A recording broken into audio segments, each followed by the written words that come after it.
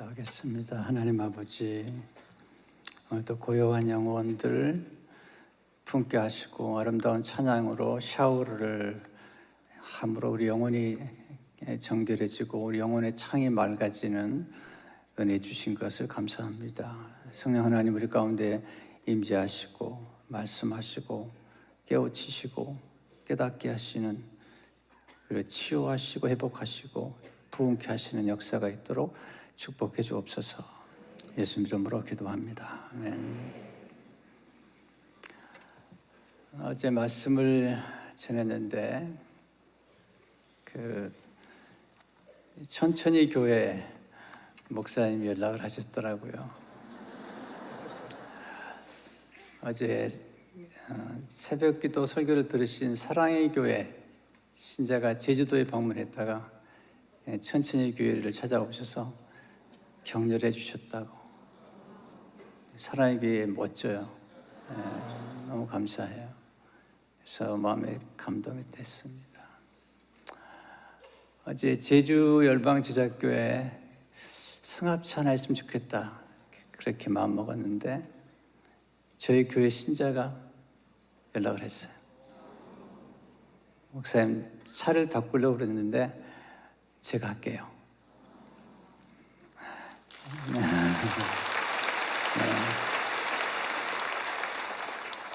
사랑의 교회 오니까 기도응답이 바로 되네요. 너무나 감사해서 감동적인 시간 갖고 있습니다. 오늘 다니엘의 기도 너무 잘하는 말씀이지만 함께 나누고 싶습니다. 기도의 사람 다니엘은 슈퍼 서바이버였습니다. 이 팬데믹 기간 동안에 가장 중요한 게 뭘까? 그건 살아남는 것입니다. 누가 가장 강한 사람인가? 살아남은 사람이 강한 사람입니다. 서바이벌이 있어야지 리바이벌이 있습니다. 오늘 여러분들이 살아있다는 것 자체가 축복입니다. 이 살아있음을 통해서 또 이번에 빌리그램 집회 50주년 상암 집회에 큰 복이 나타날 줄로 믿습니다. 제가 팬데믹을 거치면서 또 제 아내가 암 투병을 하면서 깨달은 게 하나 있습니다. 가장 위대한 것은 살아남는 것이다. 성공도 중요하고 권세도 중요하지만 가장 중요한 것은 살아남는 것이다. 그리고 가장 위대한 것은 살아내는 것이다. 그보다 더 위대한 것은 없다. 살아간다는 게 얼마나 힘든 일인지 몰라요. 여러분이 살아있다는 것이 정말 존경스럽습니다. 어렵지 않은 사람이 없어요. 정말 다 힘겹게 우리는 살아가고 있습니다. 성경에 나온 인물들 가운데 하나님이 쓰신 인물들 보면 모두가 다 슈퍼 서바이버. 요셉도 그래도 종으로 끌려가가지고 13년 동안 살아남잖아요. 또 다니엘도, 모세도, 다윗도 얼마나 사울이 괴롭혀요. 근데 살아남아요. 한때는 아게스 왕 앞에서 침을 질질 흘리면서 미친 척을 해요. 살아남아야 돼요. 살아남아서 위대한 왕이 되는 거예요. 저는 다윗의 생애 가운데 가장 아름다운 그림이 있다면 저는 그 그림이에요. 하나님 앞에 부름받은 그 부르심을 위해서 우선 살아남아야 되기 때문에 침을 흘리면서 미친 척하는 그 다윗이, 저는 그 그림이 어쩌면 다윗 생애 가운데 가장 아름다운 그림이 아닐까. 부끄럽게 보일지 모르지만 살아남아야지 하나님께 쓰임 받을 수 있는데 일단 살아남았다는 것입니다. 다니엘은 젊은 날에 포로로 끌려갔어요. 바벨론에 포로로 끌려가서 그가 살아남았어요. 왕이 바뀌고 나라가 바뀌었어요. 정권이 여러 번 바뀌었는데도 살아남아 있습니다. 궁금한 거죠. 이렇게 살아남아 있는 사람들의 특징이 뭘까? 다니엘은 도대체 어떻게 살아남았을까? 이 초생존자의 특징이 뭘까? 여러분, 우리가 고난을 당하면 제일 어려운 게 나만 고난을 당한다고 생각하는 거예요. 또 내 고난이 크다고 생각하는 거예요.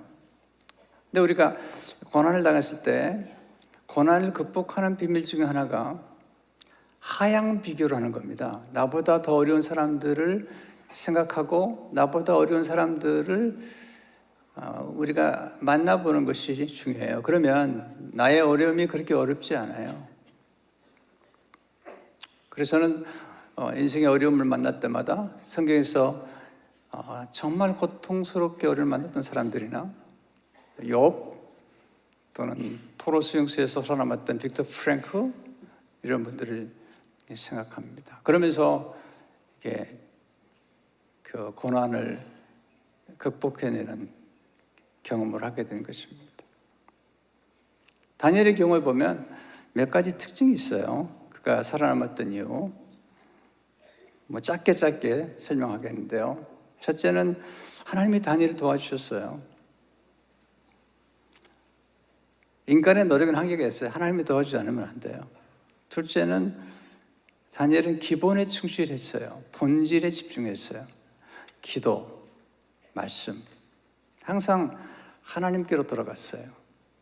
지혜는 원천에 머무는 능력이에요. 하나님께로 늘 돌아가서 하나님을 가까이 하는 거죠.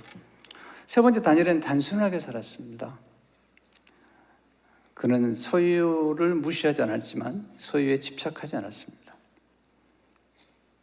다니엘은 내시였을 가능성이 많다고 그래요. 여러분 사람이죠. 단순하게. 또 다니엘은 거룩했습니다. 그의 삶이. 그래서 늘 담대했고 늘 고요한 삶을 살았습니다. 다니엘은 지속적인 역량을 키운 사람이에요.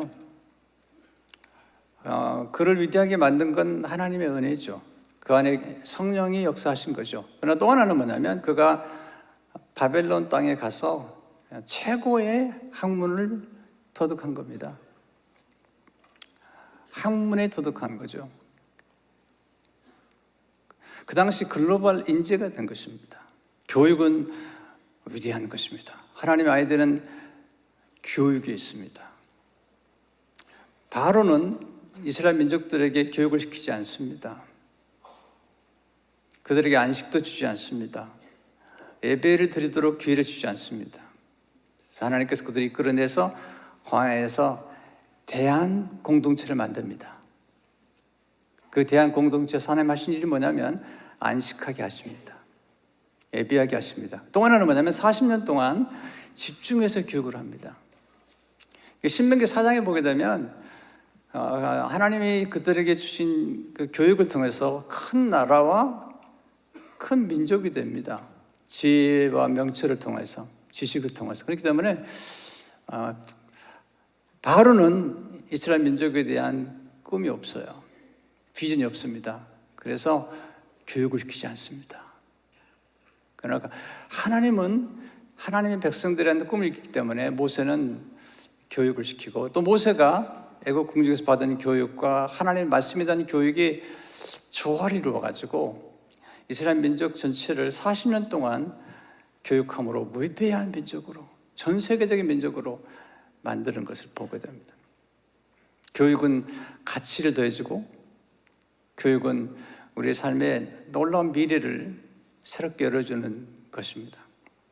그래서 교회가 교육하는 교회, 사랑의 교회는 교육하는 교회잖아요. 비전을 가진 교회잖아요. 이 교육이라는 것이 얼마나 중요한지 모르죠.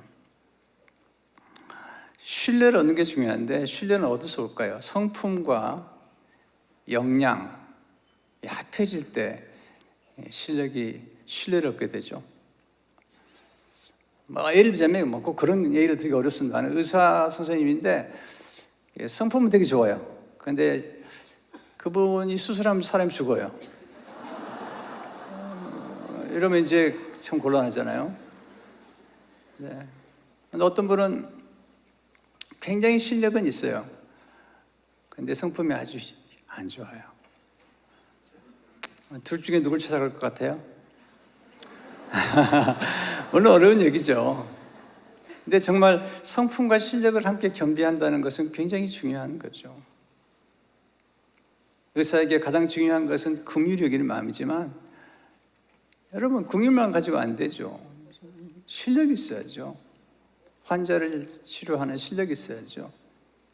어젯밤에 제가 잘 아는 정진상 박사님 장남이신데 만나 뵀는데, 이분은 이 두통을 치료하는 전문가세요.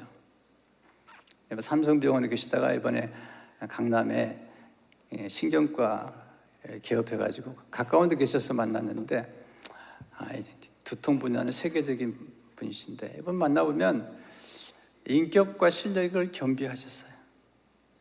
그래서 만나보면 굉장히 향기로워요.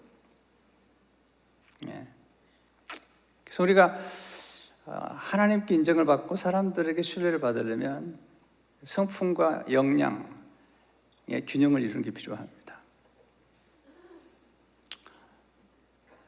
근데 실력이 없으면 눈치라도 있어야 됩니다. 어제 영 목사님이 오늘 시간을 많이 준다고 그랬는데, 저는 그런 얘기를 잘 믿지 않습니다. 왜냐하면 이렇게 목회하다 보니까 팔복 다음에 구복이 있더라고요. 이 구복이 뭐냐면, 설교를 짧게 하는 자는 복이 있나니 또 초청을 받을 것이요.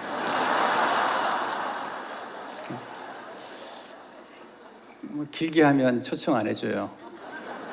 짧게 해야지 초청해 주죠. 이 설교를 듣는 것 같지만 잘 안 듣는 분들이 많으세요. 잘 안 들어요. 사랑의 교회 성도들은 설교 잘 듣는 것 같아요. 어제 보니까 반응이 좋아요. 우리가 설교를 듣지만 건성으로 듣을 때가 많잖아요. 어떤 분이 설교를 듣고 나가가지고 은혜를 엄청 받은 거예요. 목사님, 오늘 설교 은혜 받았다는 거예요. 무슨 설교를 받았는데 그랬더니, 목사님 그 석곡지 적곡지 얘기할 때 너무 은혜를 받았다는 거예요. 아니, 석곡지 적곡지 얘기한 적이 없는데. 그래서 원고를 딱 자세히 보니까 소극적 적극적이라고 그러는데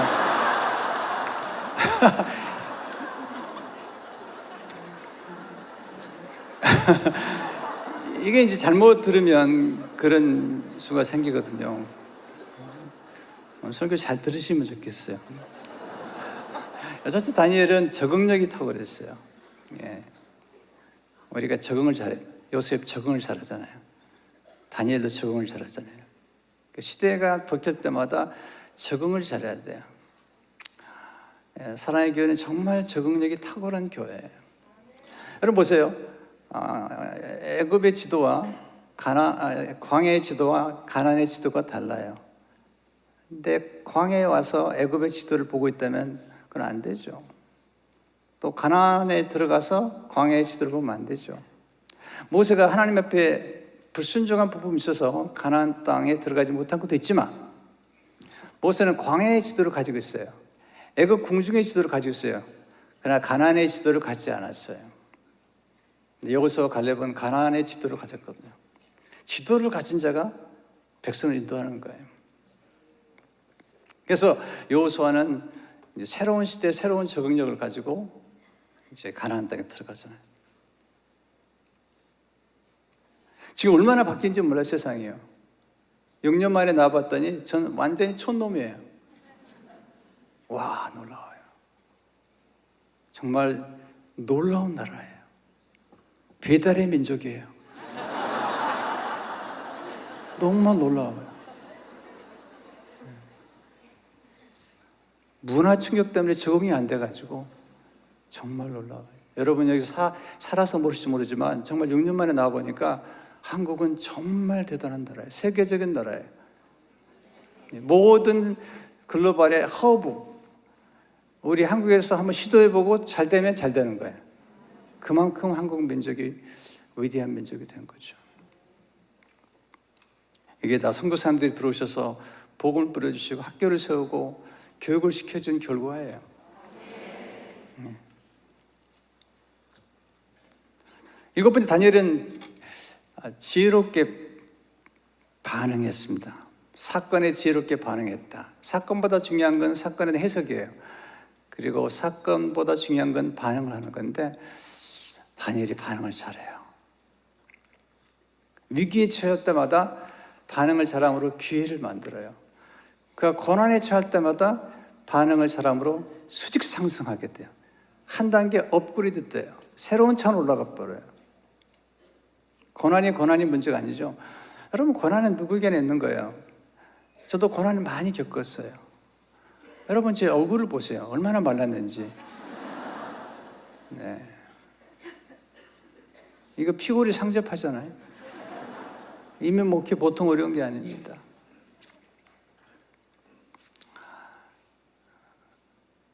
고난을 극복하는 길은 고난을 스승으로 여기는 겁니다. 그러면 고난이 우리에게 유익을 줍니다. 인생의 문제라는 것은 누구에게나 오죠. 우리 문제를 싫어하잖아요. 저도 문제를 싫어했어요. 이제 다니엘이 문제를 직면하는데 저도 문제를 아주 싫어했는데 어느 날 기적에 대한 설교를 준비하다가 깜짝 놀랐습니다. 문제가 없으면 기적이 없어요. 문제가 작으면 기적이 작아요. 문제가 크면 기적이 커요. 깨달았겠습니다. 문제는 기적을 창조하는 재료다. 그래서 문제가 오면 그냥 버리면 안 돼요. 환영해야 되고, 그리고 문제를 끌어안고 하나님께 기도해야 돼요. 모든 문제가 기적을 창조하지 않아요. 그 문제를 하나님께 가져가면 기적이 창조가 돼요. 그래서 그다음부터는 문제가 오면 제가 두려워하지 않게 됐어요. 문제가 오면 기대가 돼요. 왜냐하면 문제 속에 기적의 씨앗이 담겨있기 때문에 문제가 오면 약간 흥분이 돼요. 하나님 어떻게 역사하실까? 다니엘도 마찬가지죠. 엄청난 문제를 만났는데 놀라운 축복을 경험했죠. 다니엘은 거룩한 습관을 가졌습니다. 습관이 중요하거든요. 네, 여러분 이제 특세 끝나면 이제부터 주무실 거죠? 특세를 하는 이유, 목적은 거룩한 습관을 형성하기 위한 거죠. 다니엘 6장 10절에 오면 그는 기도하는 습관이 있었잖아요. 다니엘이 조서에 왕의 도장에 찍힌 것을 알고도 자기 집에 돌아가서는 윗방에 올라가 예루살렘으로 향한 창문을 열고 전에 하던 대로, 이거 놀라운, 전에 하던 대로 하루 3번씩 무릎을 꿇고 기도하며 그 하나님께 감사했더라. 습관이 중요합니다. 이제 습관이라는 것은 반복을 통해서 주어지는 건데, 여러분 평소에 기도하는 사람들이 고난을 만났을 때 기도를 해요. 평소에 기도하지 않은 분들이 고난을 만나면 기도하기보다는 원망하게 돼요. 그래서 기도가 습관이 돼야 되고, 그리고 말씀이 습관이 돼야 되죠. 그러면 다니엘에게 있었던 습관이 뭘까? 첫째, 말씀을 따라 기도하는 습관을 가졌습니다. 다니엘 10장 10절을 보게 되면 예루살렘으로 향한 창문을 열고, 이게 굉장히 중요해요. 왜냐하면 솔로몬이 성전을 지은 다음에 기도하죠. 하나님, 만약에 백성들이 범죄해서 먼 나라로 쫓겨가거든, 그들이 먼 나라에서 성전을 향하여 두 손을 들고 기도하면 하나님이 그 기도를 들으시고 긍휼을 베풀어 주십시오. 그 말씀, 그 기도를 이스라엘 백성이 기억하고 다니엘이 그 말씀을 따라 창문을 열어놓고 기도하는 것입니다. 다니엘이 바벨론 포로로 끌려갔지만 그는 타협하지 않은 길 아닌데 그것은 말씀을 붙잡은 것입니다. 그래서 다니엘 10장 8절을 보게 되면 다니엘은 뜻을 정하여 왕의 음식과 그가 마시는 포도주로 자기를 더럽히지 아니하리라 하고 자기를 더럽히지 아니하도록 환관장에 구하니, 뜻을 정했어요. 하나님의 말씀을 따라 사는 뜻을. 여러 가지 그는 타협을 해요. 이름도 바꿀 수 있고요. 그는 그 당시에 박수들의 최고장이었는데, 그러나 한 가지, 하나님의 말씀을 따라 사는 것, 말씀을 가까이 했어요. 나중에 다니엘서 9장에 보면 에레미야서를 읽다가 70년 만에 포로에서 회복될 걸 알아요. 하나님의 말씀을 버린 사람을 버려요. 사울 왕이 버림받은 것은 말씀을 버렸기 때문이죠. 사무엘이 왕이 여호와의 말씀을 버렸으므로 여호와께서도 왕을 버려. 다윗의 말씀을 붙잡죠. 하나님 다윗을 쓰시잖아요. 예수님은 성경을 늘 읽는 습관이 있었습니다.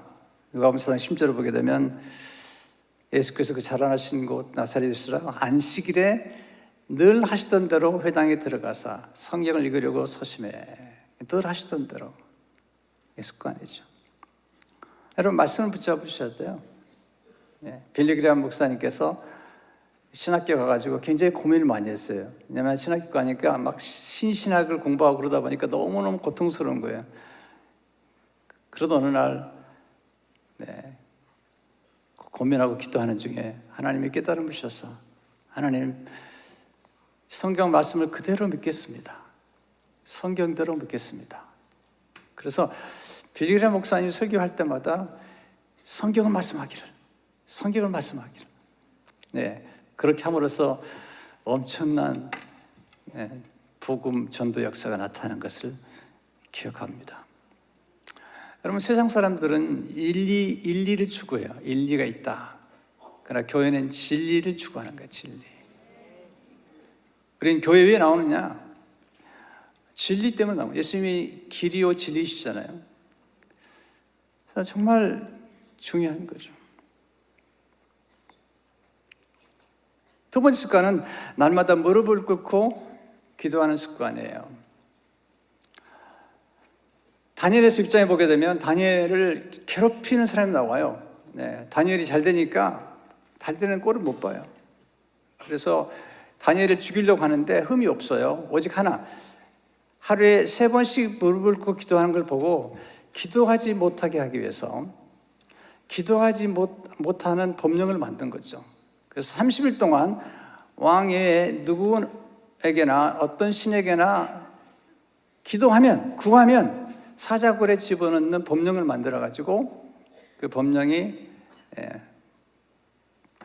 금령에 도장을 찍었죠. 조서를 찍은 거죠. 위기에 처했죠. 여러분 고난을 겪어보면 진짜 믿음과 가짜 믿음을 알게 돼요. 평소에 몰라요. 그러니까 우리 인생 가운데 고난과 역경이 찾아오면 진짜인가 가짜인가 알게 되죠. 여러분 이 짝퉁이를 아주 잘 만드는 나라가 하나 있어요. 가짜를. 계란도 가짜로 만들어요. 대단한 나라예요. 어느 나라인가 묻지 마세요. 근데 어떤 농부가, 여러분 이 얘기 들었을 거예요. 어떤 농부가 농사를 짓기 위해서 씨앗을 샀어요. 큰 땅에다. 근데 씨앗이 가짜야. 그래서 너무 괴로워서 농약을 먹었어. 농약이 가짜야.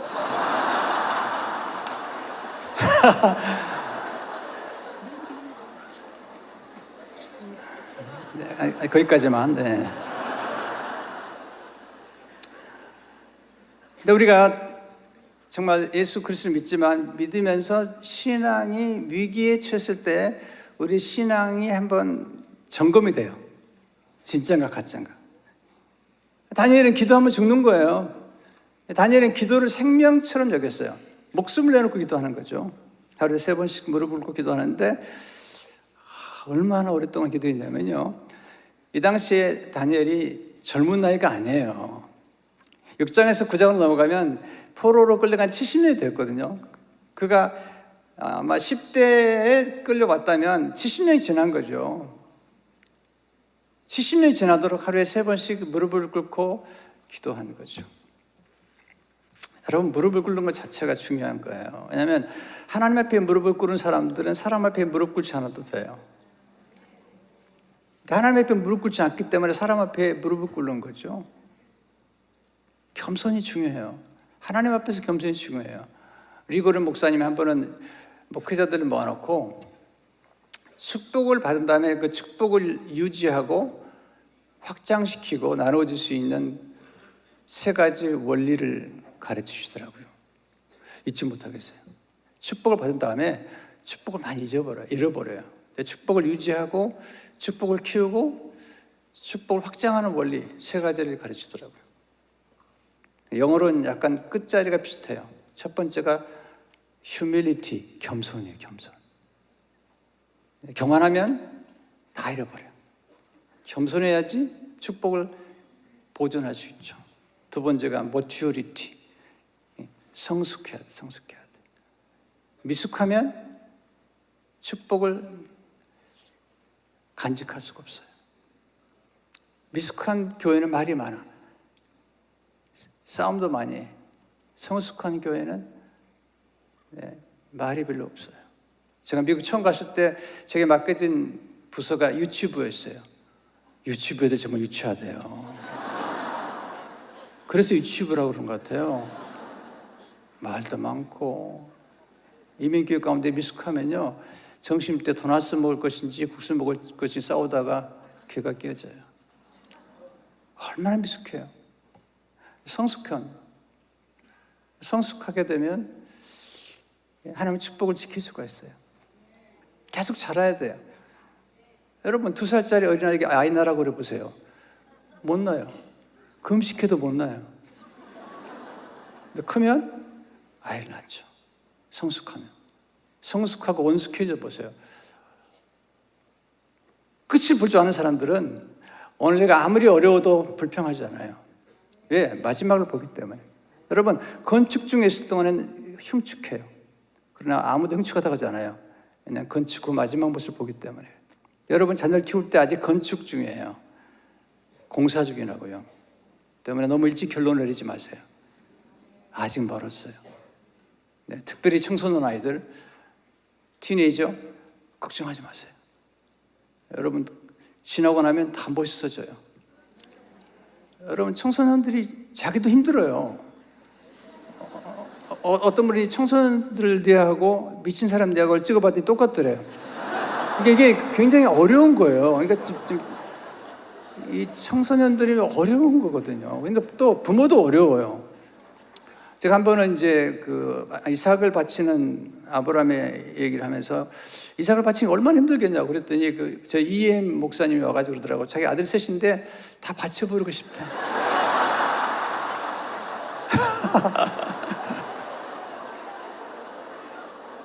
근데 그 아이들이 지금 잘 커가지고 얼마나 훌륭한 자녀가 됐는지 몰라요. 아직 모르잖아요, 우리가. 끝나기 전까지 끝난 게 아니잖아요.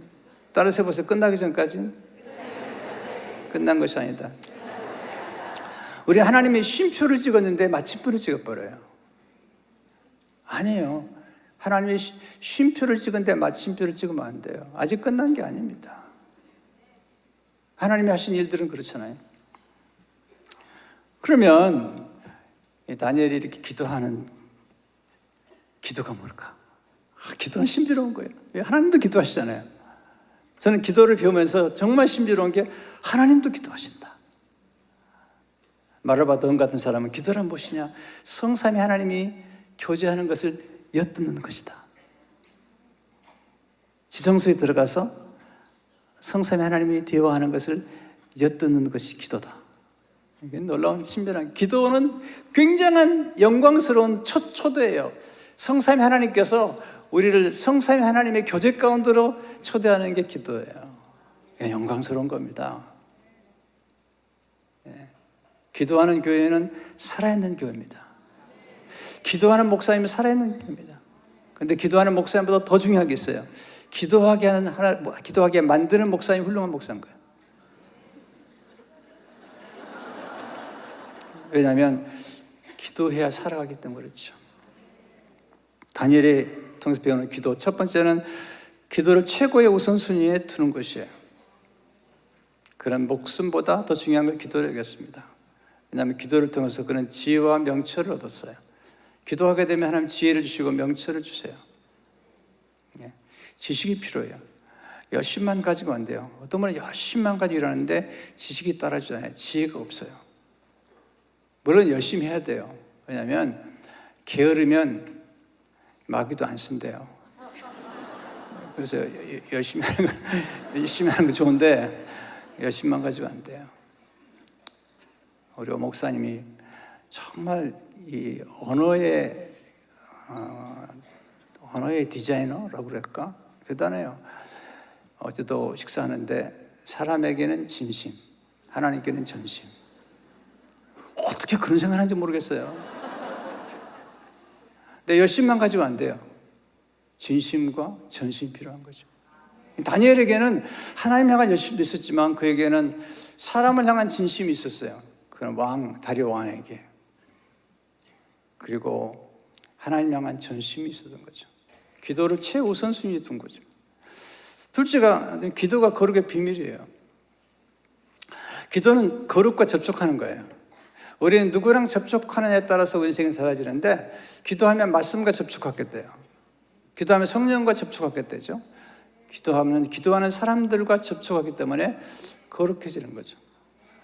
거룩이 뭐죠? 거룩이란 자기 위치를 지키는 거예요. 여러분 보세요.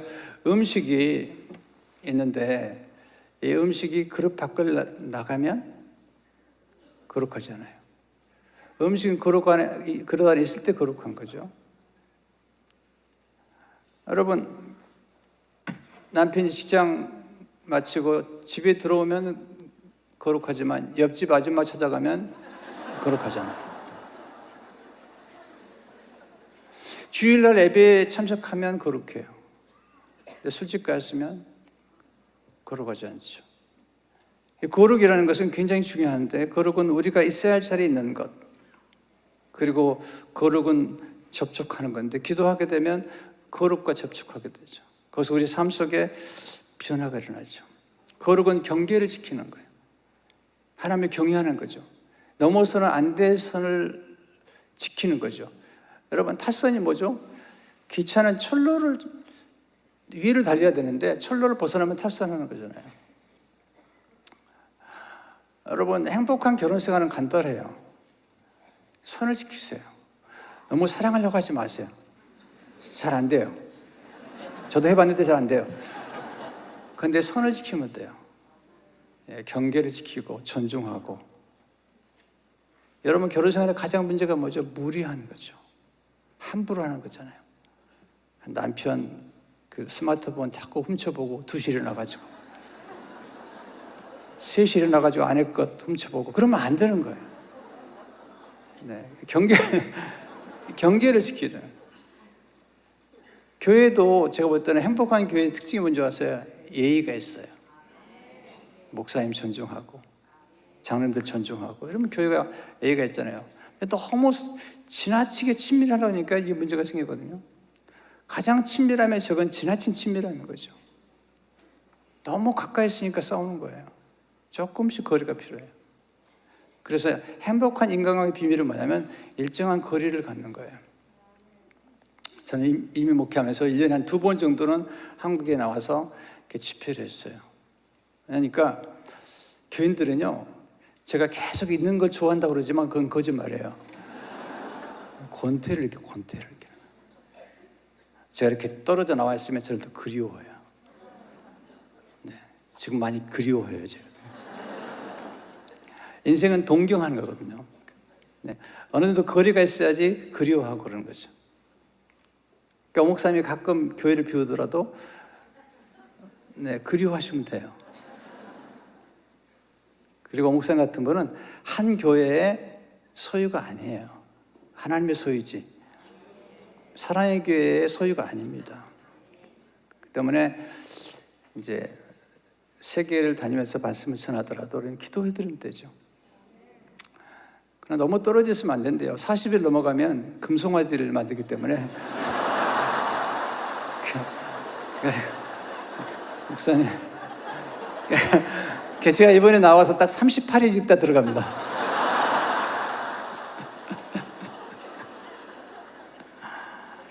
별 얘기를 다 하는데 이거 다음에 초청받기 어렵겠는데. 셋째 기도는 하나님에 대한 신뢰를 고백하는 거죠. 항상 하나님을 신뢰했어요. 하나님을 항상 의지했어요. 하나님께서 그를 축복하시죠. 내가 아셔야 되는 게 하나 있는데요, 하나님을 신뢰한다고, 하나님께 기도한다고 당장 문제가 해결되는 건 아니에요. 여기에 고비가 있어요. 기도했는데 사자굴에 들어가요. 하나님은 기도할 때 응답하시는 것도 있지만 사자굴에 들어갔을 때 응답하는 거거든요. 우리가 기도하다가 가끔 더 어려움을 직면해요. 그럼 그거 당황하죠. 에이, 기도 응답 안 되나 보다. 그게 고비입니다. 푸른 불에 들어가잖아요. 근데 푸른 불에 들어갔더니 하나님의 아들과 방불 한 분이 와 계신 거예요. 예수님이 와 계신 거예요. 사자굴에 들어갔더니 천사가 와서 사자들의 입을 막고 있는 거죠. 하나님이 역사하는 것이 사자굴인 거잖아요. 그래서 우리가 기도할 때 사자굴에 들어가야 돼요. 많은 분들이 다니엘이라는 이름을 좋아해요. 그리고 자녀 이름을 다니엘로 하는데 사자굴에 들어가고 싶지 않아요. 사자굴에 들어가야 돼요. 근데 거기서 하나님이 역사하는 걸 만나게 되고 하나님 벼랑 끝에서 우리를 비상하게 만드는 거거든요. 그래서 하나님께서 우리 가운데 역사하실 때 언제나 우리를 기도 가운데로 인도하실 때 이 하나님께서 사자굴에 들어가게 하시잖아요. 기도는 뭐냐면요, 바톤을 넘기는 거죠. 릴레이 경차잖아요. 또는 쇼트트랙 보면은 바톤을 넘겨주고 이제 달리기 할 때 바톤을 넘겨주면 바톤을 받은 사람이 뛰잖아요, 이렇게. 기도는 뭐냐면 내가 가지고 있는 문제를 하나님께 넘기는 거예요. 보세요. 바톤을 손에 쥔 자가 뛰는 거예요. 문제를 내가 끌고 왔으면 내가 뛰어야 돼요. 하나님께 넘겨드리면 하나님이 뛰기 시작해요.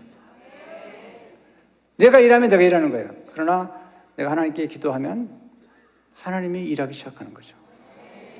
그래서 기도는 무엇이냐? 하나님께 맡기는 거예요. 또 우리는 맡긴다 그러면서 새벽에 일어나서 기도하고 또 갈 때 또 가져가죠. 못 맡겨요, 우리는. 맡기면 죽는 줄 알아요. 여러분 자녀 맡기세요. 엘리에게 사무엘을 맡기잖아요. 하나님께 맡긴 거거든요. 하나님이 더 잘 키워주신 거잖아요. 우리는 내가 키워만이 잘 키워졌는데 그렇지 않아요. 하나님께 맡기면 하나님은 잘 키워주세요. 어릴 적에 이제 아버지 따라서 목욕탕에 가면요, 항상 써 있는 게 있습니다. 맡기지 않은 물건은 책임지지 않습니다. 주인백. 저는 그게요, 꼭 하나님의 음성 같아요. 맡기지 않은 것은 책임지지 않는다. 하나님, 이렇게 생각합니다. 맡길 때 하나님이 역사하시는 거고, 맡길 때 문제가 기적이 되는 거거든요. 그래서 하나님께서 우리에게 기도하게 하시고, 그리고 기도를 통해서 역사하는 것을 우리가 보게 됩니다. 마지막으로 보험사에 감사하는 습관을 가졌습니다. 10절에 보시면 그의 하나님께 감사했더라. 하나님께 감사했더라. 네, 감사는 못 들으면 받은 걸 받았다고 말하는 거예요.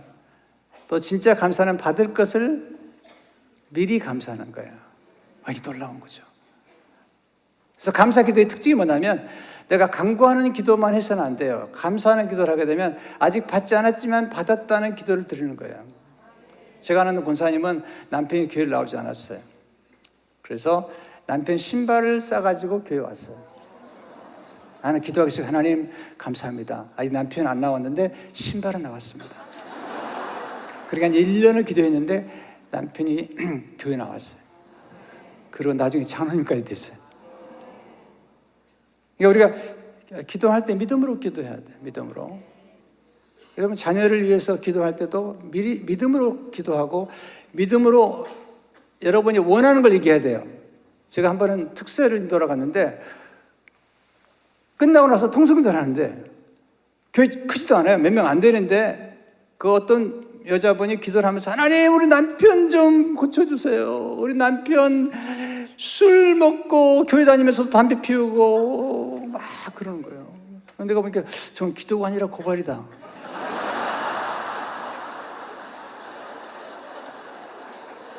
우리가 기도할 때 남편이 뭐 어떻게 되길 원하는지 그걸 기도해야 되잖아요. 우리 자녀 마찬가지. 우리 자녀를 기도할 때도 우리 자녀가 어떤 사람이 되길 원하는지를 미리 기도하는 거잖아요. 근데 그렇지 않고 자꾸 너 이러다 빌어먹는 거 아니냐. 그러면 안 되는 거예요. 우리 어릴 적에 그런 요구 많이 했잖아요. 이성민가요? 그 유명한 개그우먼 있잖아요. 그분 하면 간증하는데 놀랍더라고요. 이분이 그렇게 성실한 크리스찬이고 전도를 많이 하는 분인데 자기 자녀에게 욕을 잘했어요. 근데 욕을 할 때도 막 말하는 거야. 한번 기도한 하나 그러시더래요. 네가 욕한 대로 해줄까? 네가 욕한 대로 해줄까? 충격을 받았어. 회개했어. 그리고 자녀 앞에 무릎 꿇고 용서를 구했어요. 언어가 바뀌었어요. 하나님께서 말씀하세요. 내 말대로, 내 말이 내 귀에 들린 대로 행하겠다는 거잖아요. 감사하게 되면 놀라운 역사가 나타나는 거죠. 우리가 감사할 때 놀라운 기적이 나타나요. 네, 저는 감사처럼 좋은 게 없는 것 같아요. 감사하면 작은 것이 커져요. 오병이어의 기적이 나타나죠. 죽은 것이 살아나요. 그리고 놀라운 기적들이 나타나는데 역전의 드라마가 이루어져요. 여러분, 조금만 생각하면 감사할 게 많아요. 제가 2009년도에 참 어려움을 겪었습니다. 2006년에 9년 어려움을 겪었는데, 그리고 한 번은 글을 읽다 보니까 내가 어려움을 겪는 것도 그렇게 나쁜 건 아니다, 이런 생각을 했어요. 왜냐하면 글 속에 이런 얘기 있잖아요. 스누피, 미국 사람이 좋아하는 그 개 그림, 만화 그림이 있거든요. 거기 보면 그러나 한 번 추수 감사일이 됐는데 가족들이 다 오니까 그 반려견 주인이 가족 때문에 그 스누피를 밖에 내보내면서 이제 뼈다귀 하나를 주면서 밖에 내보낸 거예요. 그러니까 스누피가 뼈다귀를 먹으면서 기분이 나쁜 거예요. 왜냐하면 자기네끼리 막 놀고 자기는 밖에서 이렇게 초라하게 있는 걸 보면서 한참 보다가 안에 들여다보니까 식사 시간이 됐는데 거기에 칠면조가 다 죽어서 누워 있는 거예요. 그걸 보는 순간 더 나쁠 수도 있었구나. 더 나쁠 수도 있고. 참 반응이 좋으네요. 그렇잖아요. 제 생에도 제가 정말 어려움을 당했는데 정말 더 나쁠 수도 있었거든요. 제가 어려움을 당하니까 그러더라고요. 목사님 이제 쪽박자가 생겼다고 그러더라고요. 말해도 그렇게 할 게 뭡니까?